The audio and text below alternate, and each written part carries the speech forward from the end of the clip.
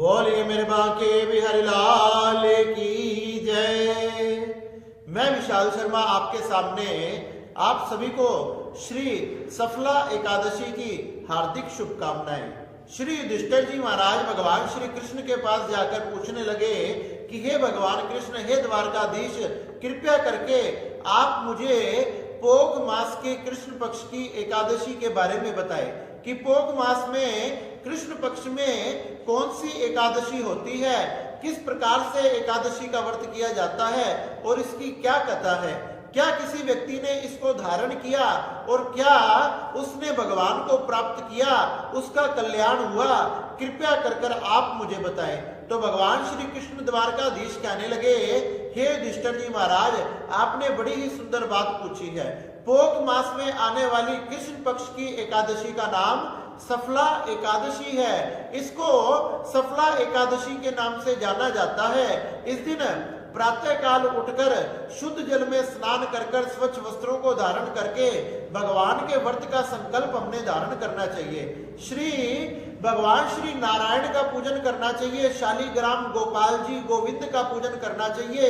उनको गंगा जल आदि पंचामृत से स्नान कराकर सुंदर वस्त्र आदि पहनाकर सुंदर पुष्पों से फलों से भगवान का पूजन करना चाहिए। भगवान के ऊपर तुलसी दल व मंजरी को समर्पित करना चाहिए।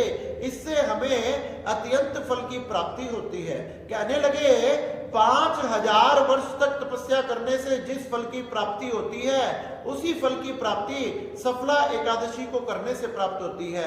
जो बड़े बड़े यज्ञों को करने से, अश्वमेध यज्ञ, राजसूय यज्ञ आदि करने से जिस फल की प्राप्ति होती है उसी फल की प्राप्ति सफला एकादशी के व्रत धारण करने से होती है। इसलिए हर एक व्यक्ति ने इस व्रत को जरूर धारण करना चाहिए। भगवान जनार्दन का पूजन करें, दूसरों की निंदा चुगली आदि ना करें, अपने आप पर नियंत्रण रखें, किसी प्रकार से क्रोध ना करें और पूरा दिन भगवान का नाम जाप करते हुए, मंत्र का जाप करते हुए, भजन आदि करते हुए व्यतीत करना चाहिए। रात्रि के समय जब तक आपकी आंखें खुली है, जब तक आप जागृत अवस्था में हो, जब तक आपने भगवान का भजन करना चाहिए, भगवान का जाप करना चाहिए। इससे भगवान अत्यंत प्रसन्न होते हैं, क्योंकि वैष्णवों के लिए तो रात ही भगवान को प्राप्त करने का सरल साधन है। क्योंकि उस समय संसारिक जीव, संसार की सभी प्रकार की वस्तुएं शांत अवस्था में होती है और उस समय भगवान हमारे किए हुए मंत्र जाप भजन आदि से अति प्रसन्न होते हैं।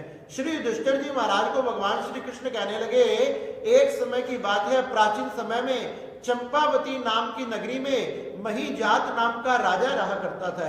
वह राजा बड़ा धर्मात्मा था और उसके 4 पुत्र थे। राजा तो धर्मात्मा थे, उसके 4 पुत्र थे, लेकिन उसका जो बड़ा पुत्र था जिसका नाम लुप्पुक था, वह बड़ा ही पापी था, दुष्ट था, दुराचारी था, अनेक प्रकार के पापों को करता था। मिद्रा पान करना, मांस का भक्षण करना, पर स्त्री गमन करना, चोरी करना, हर एक प्रकार के ऐसे निंदनीय कर्म किया करता था जिससे वो चारों तरफ से पाप से घिरा हुआ था।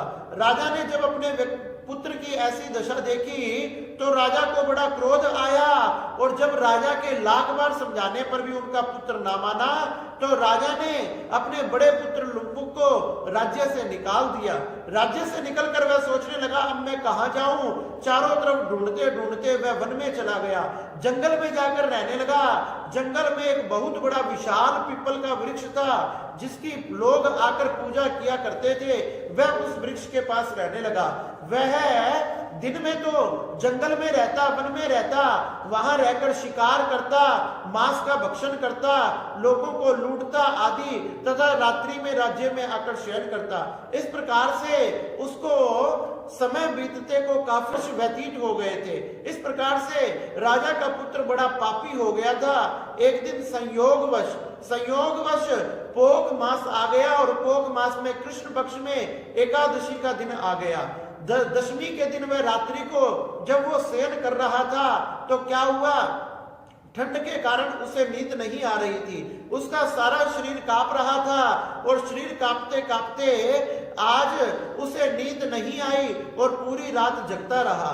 सुबह एकादशी आई, एकादशी आते आते सुबह होते होते उसके शरीर में खड़े होने की भी हिम्मत ना रही। ठंड के कारण कांपते कांपते उसका शरीर शिथिल हो गया, वह खड़ा भी नहीं हो सका।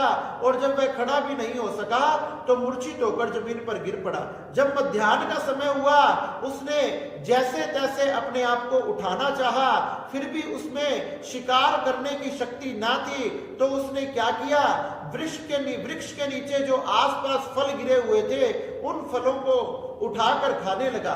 उन फलों को खाया, उसका फलाहार हो गया। इस प्रकार से शरीर में शक्ति ना होने के कारण वह एक स्थान पर बैठा रहा।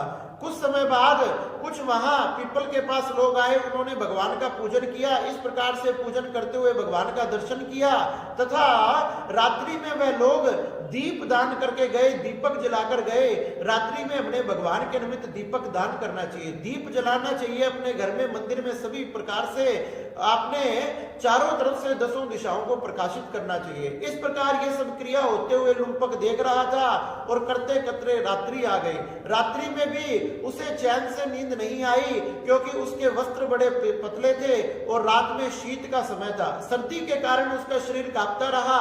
पूरी रात उसने ऐसे ही व्यतीत कर दी और पूरी रात जब ऐसे ही व्यतीत हो गई, संयोगवश जाने अनजाने में उससे पोक मास के कृष्ण पक्ष की ये सफला एकादशी का व्रत हो गया। भगवान इससे अत्यंत प्रसन्न हुए और भगवान इससे अत्यंत प्रसन्न होकर उसके सामने प्रकट हो गए। कहने लगे कि मांग, तू क्या मांगना चाहता है? कहने लगे, भगवान आपका आशीर्वाद कृपा बनी रहे, मैंने अपने जीवन में इतने पाप किए वो सारे पाप धुल जाए। भगवान कहने लगे, तुझे सब कुछ प्राप्त होगा तथा बहुत वर्षों तक यहाँ राज्य को भोग कर अंत में बैकुंठ में आकर वास करेगा। इस प्रकार से भगवान जैसे ही अंतर ध्यान हुए, उस लुम्पक का दिव्य शरीर हो गया, सुंदर वस्त्र धारण कर लिए, सुंदर सुंदर आभूषण धारण कर लिए। भगवान कहकर गए कि जैसे ही मैं यहाँ से अंतर ध्यान होकर जाऊं, तुम अपने पिता के राज्य में जाना, पिताजी तुम्हारा खड़े होकर स्वागत करेंगे। उसी प्रकार से हुआ। भगवान की प्रेरणा से जैसे लुम्पक सुंदर वस्त्र तथा सुंदर आभूषणों को धारण कर कर राज्य की सीमा में गया, अपने राजमहल के सामने गया। अब तो राजा ने अपने सिंहासन से खड़े होकर अपने पुत्र का स्वागत किया, अपने पुत्र का स्वागत किया, राजगद्दी उसे सौंप दी, उसे राजा बना दिया। इस प्रकार से लुम्पक अब तो प्रत्येक एकादशी का व्रत करने लगा, अपने सारे परिवार के साथ करने लगा तथा हजारों वर्षों तक राज्य को भोग कर अंत में बैकुंठ को चला गया। इसी प्रकार से हे युधिष्ठिर जी महाराज, जो सफला एकादशी को अपने जीवन में धारण करता है, उसके समस्त किए हुए निंदनीय कर्म, पाप आदि धुल जाते हैं, उन्हें पुण्यों की प्राप्ति होती है। और तो और यहाँ समस्त सुखों को भोग कर अंत में जीव बैकुंठ में आकर वास करता है। इसलिए इस प्रकार से सभी व्यक्तियों ने अपने जीवन में एकादशी का व्रत जरूर करना चाहिए। इस प्रकार से भगवान श्री कृष्ण ने श्री युधिष्ठिर जी महाराज को ये सफला एकादशी की बड़ी ही सुंदर कथा सुनाई। बोलिए मेरे बांके बिहारी लाल की।